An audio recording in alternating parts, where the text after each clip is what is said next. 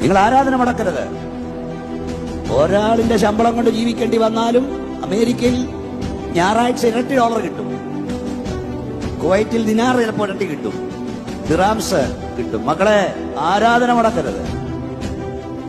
ദൈവത്തിന് വേണ്ടിയുള്ള ഇന്നത്തെ നിന്റെ നഷ്ടങ്ങൾ നാളത്തെ വലിയ നേട്ടങ്ങളാണ്.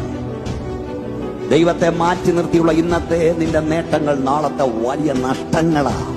അത് കല്യാണമായാലും അത് തന്നെ. മക്കളൊക്കെ ഓർത്തോ, ഇവിടെ അല്ലാതെ ഇവിടെ പറയാൻ. എന്നോട് പറഞ്ഞ് പ്രാർത്ഥിച്ച് പിള്ളേരെ ഓരോരുത്തർ താക്കി.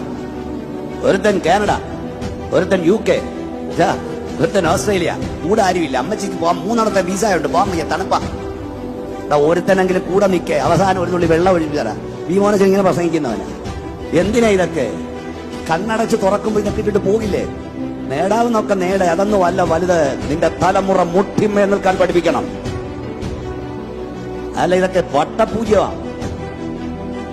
ഇസാക്കിനെ കണ്ടപ്പോൾ ഭർത്താവാന്ന് അറിഞ്ഞിട്ടല്ല. എന്നെ നോക്കിയേ, അവരെ കണ്ടപ്പോൾ ഈ റിബേക്ക എന്നാ ചെയ്തത്? പറയച്ച എന്നാ ചെയ്ത്? ഒട്ടകപ്പുറത്തേക്ക് ചാടിക്കേറിയെന്നാണോ? ഒട്ടകപ്പുറത്തുനിന്ന് താഴെ ഇറങ്ങി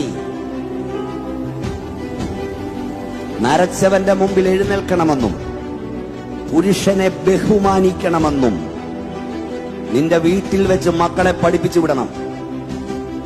ഫെമിനിസ്റ്റുകൾക്ക് ഞാൻ പറഞ്ഞ് ഇഷ്ടപ്പെടത്തില്ല.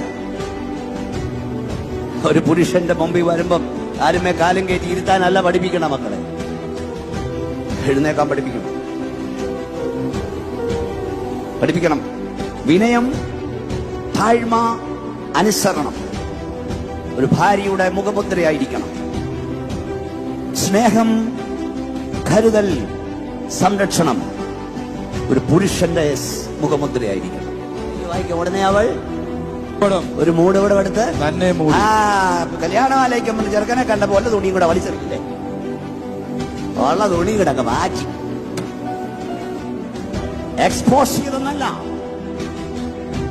റിമൂവ് ചെയ്തെന്നല്ല, കവറിങ് ചെയ്തു. വസ്ത്രം ധരിക്കുന്നത് നഗ്നത പ്രദർശിപ്പിക്കാനാകരുത്, നഗ്നത മറയ്ക്കാനാകരുത്. കരുതലും സ്നേഹവും ഒക്കെ വീട്ടിൽ നിന്ന് പഠിപ്പിച്ചു വിടണം മക്കളെ. അനുസരണമൊക്കെ. മോളെ, നീ ചെല്ലുന്ന വീടിന് നീ ഒരു ആശ്വാസമായി മാറട്ടെ. പെൺകുട്ടികൾ ചെല്ലുന്ന വീടിന് ഒരു ആശ്വാസമാകട്ടെ. ജോബിൻ, അനിഷ, എന്റെ മുഖത്തേക്ക് നോക്കൂ. വളരെ പ്രധാനപ്പെട്ട ഒരു കാര്യം ഞാൻ പറയുന്നു. Love together. നിങ്ങൾ ഒന്നിച്ച് സ്നേഹിക്കണം. എങ്ങനെ സ്നേഹിക്കണം? യേശു കർത്താവ് സ്നേഹിച്ചതുപോലെ.